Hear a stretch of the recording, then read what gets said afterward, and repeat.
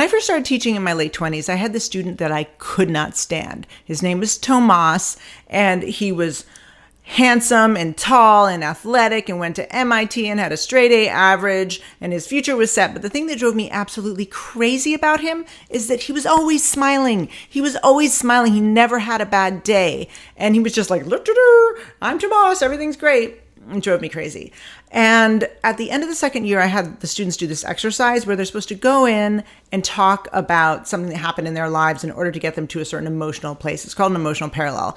Most people tell their sad, sad stories, but Tomas starts his story saying, when I was younger, my mother was the best mother in the world. She was my sun and my stars. And I just was like, nah, because my mom was paranoid schizophrenic. So I was a little triggered.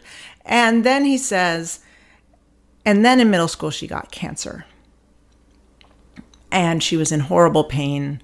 And it was really hard for me to visit her in the hospital. And as she got sicker, I visited her less and less. And my father kept saying, go to the hospital, go to the hospital. And I didn't do it. And one day I realized I really had to do it. So I was making this card for her and I was going to do all this stuff for her and bring it the next day.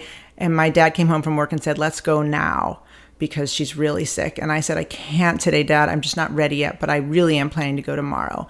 And his father came home and said his mother had died. And he said, and every day I wake up with such crushing guilt because I just want to hear my mother say that she forgives me and that I was a good son.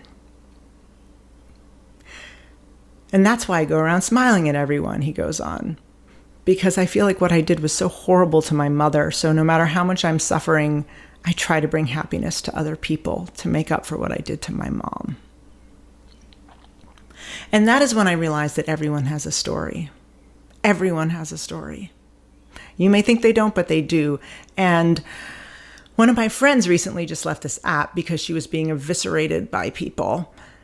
And they were saying things about her that could not be further from the truth. In fact, they run directly counter to her story. But she didn't want to share it, which she doesn't have to because it's not your story to always, you don't have to share your story. It's your story. You don't have an obligation to share it with anybody. And so she didn't, and people made assumptions, and they hurt her deeply.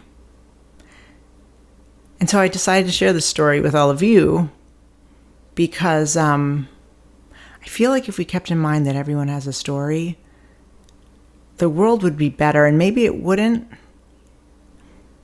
but at least we'd be just a little kinder to each other.